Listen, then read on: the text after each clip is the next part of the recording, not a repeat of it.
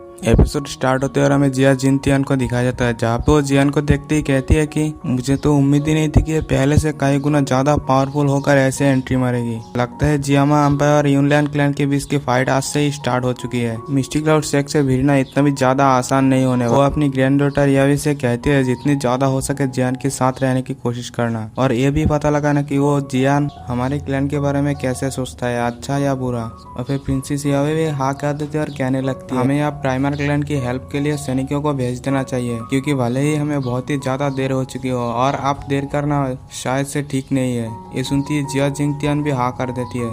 और फिर हमें जियान के व्यू को दिखाया जाता है, जहाँ पे जो मिस्टी क्लाउड शेक के एल्डर्स थी वो इतने ज्यादा वॉरियरों को देख के बहुत ही ज्यादा डर चुकी होती है। आइस एम्परर जियान से पूछती है कि जियान ये सभी साथी तुम्हारे टीममेट्स है क्या? तो जियान भी हाँ कर देते हैं। और फिर जियान उन एल्डर्स की तरफ देखते हुए कहने लगती है 7 डाओ एंग और 2 डाओ होंग। लगता है मिस्टी क्लाउड शेक ने मेरे आने से पहले ही बहुत ही बड़ा गिफ्ट भेजा है मेरे लिए। चलो कोई बात, बिना किसी परेशानी के मैं भी इस गिफ्ट को एक्सेप्ट करते। तो उनमें से एक एल्डर कहने लगते तो आप तुम करना क्या चाहती हो? और फिर जियान एक स्माइल देती है, अपनी वॉरियर से कहने लगते हैं जाओ, इनमें से कोई एक भी बचना नहीं चाहिए। तो लिन यान, लिu किंग, लिन चुया सभी इन एल्डर्स के ऊपर टूट पड़ते हैं और इनकी बजाने लगती है। और फिर जिली भी उन एल्डर्स की देह धुलाई करने लगती है। जैसे ही एल्डर यूनडू और इन चुया देखती है वो समझ जाते हैं आज तो उनकी मरना पक्का है। फिर वो अपनी स्टूडेंटों से कहने लगती है सब लोग ध्यान से सुनो, सब लोग अपनी आखिरी सांस तक लड़ेगा, चाहे इसमें तुम्हारी जान ही क्यों न चले जाए। आज मैं प्राइमर क्लैन को किसी भी हालत में खत्म करके ही छोड़ूंगी। ये सुनते ही सभी मिस्टी क्लाउड शेक के स्टूडेंट प्राइमर क्लैन के ऊपर अटैक करने के लिए चल जाती है। जैसे जियान ये देखते हैं वो भी उनके पीछे पीछे जाने लगते हैं, तो दोनों एल्डर जियान के पीछे जाने लगते हैं, लेकिन वहीं पे आ जाती है आइस एम्परर। आइस एम्परर आते ही उन दोनों को रोक लेते हैं। और फिर जियान अपनी 3000 लाइटिंग मूवमेंट का यूज करते हुए एक एक स्टूडेंट को वो बहुत ही बुरी तरीके से मारने लगते हैं। और फिर जिली से कहती है जिली मेरे पीछे आओ। फिर जिली भी सैनिकों को मारते हुए जियान के पीछे पीछे जाने लगती है। तो फिर हमें याफी को दिखाया जहाँ पे उसकी तरफ बहुत ही ज्यादा लोग अटैक करने के लिए आ रहे थे, लेकिन वहीं पे आ जाती है जियान, एक ही बार में सभी को खत्म कर देती है। और फिर नीचे बचे हुए जितने भी स्टूडेंट थे वो जिली एक अटैक में सबको मार देते हैं। और फिर जियान दिखाई देते जो कि याफी के सामने खड़ी थी। फिर जियान याफी से कहने लगती है मैं तुमसे 3 सालों के बाद ही मिल रहे हो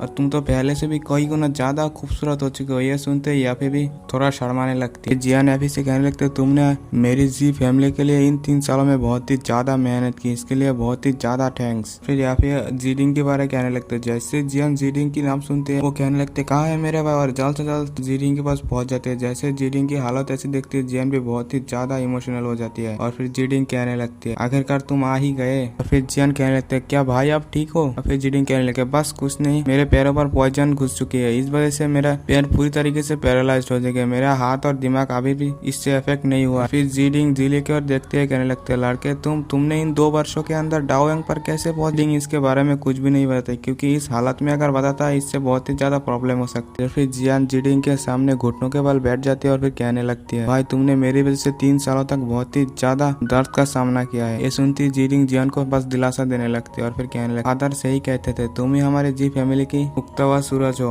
और फिर जियान अपनी मुट्ठी को कस के पकड़ वहाँ से उठ खड़े हो जाती है और फिर कहने लगती है भाई आज से हमारा जी फैमिली और झुक के नहीं चलेगा। फिर याफी से कहने लगता है याफी प्राइमर क्लैन की सभी सैनिकों को पीछे हटने के लिए कहो। फिर जियान अपने 2 की विंग्स को निकालते और फिर सामने आ जाती है और फिर सभी प्राइमर क्लैन की वॉरियर्स को कहती है सब लोग पीछे आ जाओ। सभी वॉरियर्स पीछे हटने लगती है। और फिर जियान अपनी ग्लेस फ्लेम को निकाल लेती है और फिर उनसे अपनी दोनों हेवनली फ्लेम को अलग करने लगती है। तो जियान की एक हाथ में होती है ग्रीन लोटस फ्लेम और एक हाथ में होती है फॉलन आर्ट फ्लेम। जिसे जियान की फॉलन आर्ट फ्लेम एक हाथ में आ जाती है उसकी ग्रीन लोटस फ्लेम को अंदर ले लेती है, जिससे जो फॉलन आर्ट फ्लेम की एनर्जी होती है वो चारों तरफ फैल जाती है। फिर जियान चारों तरफ फॉलन आर्ट फ्लेम को फैलाती है, जिससे जो मिस्टी क्लाउड शेक के वॉरियर्स थे वो बहुत ही बुरी तरीके से जलने लगती है। जो भी वॉरियर्स इसके कांटेक्ट में आती थी वो फट के राख हो जाती है। हर वॉरियर्स की बॉडी फट रही थी फॉलन आर्ट फ्लेम की वजह से। ये देखती जीडिंग कहने लगती है जियान अब पहले वाला जियान नहीं रहा। इसमें याफी भी हाँ कर देती है। अगर हम मिस्टी क्लाउड शेक के कुछ स्टूडेंटों को दिखाई देता है, जो कि एक स्टूडेंट कहती है मैं मरना नहीं चाहता, जल्द से जल्द यहाँ से भागो। और फिर वहाँ से वो भागने लगती है। वो वहाँ से भाग पाती है, उसके सामने से प्रिंसेस याई उन्हें अपनी सैनिकों के साथ चारों तरफ से घेर लेती है। देखती है जियान में फिर से याफी के पास आ जाती है और फिर प्रिंसेस याई जियान से कहने लगता है मुझे नहीं पता कि मैं तुम्हें मिस्टर यान जी या मिस्टर जियान कह के पुकारूं। और फिर वो याफी से कहने लगते हैं सॉरी,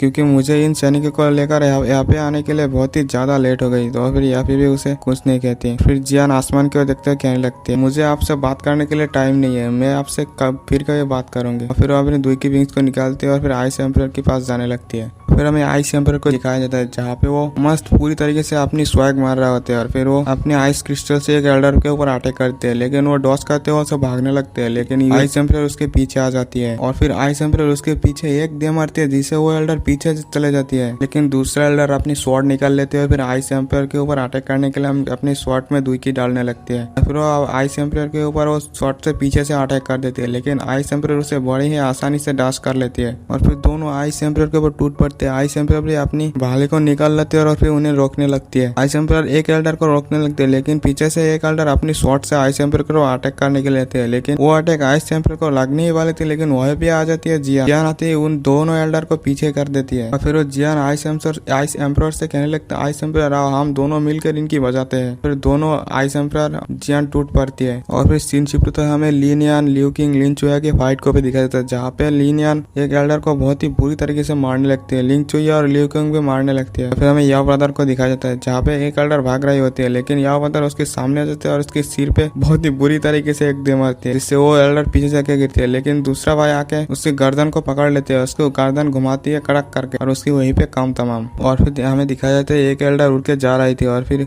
जियान अपनी हैवी ब्लड शॉट से उसके ऊपर अटैक करते हैं, जिससे उस एल्डर के वहीं पे काम तमाम। और फिर जियान अपने आप को थोड़ा पुश करते हैं ऊपर के और फिर और एक एल्डर को अपनी हैवी ब्लड शॉट से एक अटैक दे मारते हैं, जिससे उस एल्डर को भी वहीं पे टाटा बाय बाय हो गई थी। और फिर जियान अपने पुराने सीन्स को याद करने लगते हैं जहाँ पे जो मिस्टिक क्लाउड सेक्ट है वो जी क्लैन के ऊपर हमला कर दी थी। जियान एक एक करके इन्हीं सीन्स को याद करते हैं और फिर मिस्टिक क्लाउड सेक्ट के एल्डर को पीटने लगते हैं और फिर हमें दिखाया जाता है जहाँ पे हॉल ऑफ सोल ने जी क्लैन के ऊपर अटैक किया था, तब जी जिंग की पेयर पे उन्हें अपनी चेन से अटैक कर दी थी, वही से जी जिंग की पेयर पैरालाइज हो गई थी। जियान के फादर की सीन को भी दिखाता है जहाँ पे उसके फादर को बहुत ही बुरी तरीके से मार रही थी। जियान इन सीन्स को याद करते हैं और फिर उन्हें पीटने लगती है और फिर अपनी एक पावरफुल अटैक उन दोनों एल्डर के ऊपर एक अटैक दे मारते हैं जहाँ पे वो दोनों एल्डर मार जाती है और वो दोनों एल्डर नीचे आके गिरती है। इस पार्ट को यहीं पे एंड करते हैं, इसका नेक्स्ट पार्ट भी जल्द से जल्द इस चैनल पे आ जाएगी। इसने भी चैनल को सब्सक्राइब नहीं किया तो चैनल को सब्सक्राइब करना और वीडियो को भी लाइक कर देना ताकि मेरी नेक्स्ट वीडियो की नोटिफिकेशन जल्द से जल्द मिल सके आपको। मिलते हैं नेक्स्ट वीडियो में, बाय बाय।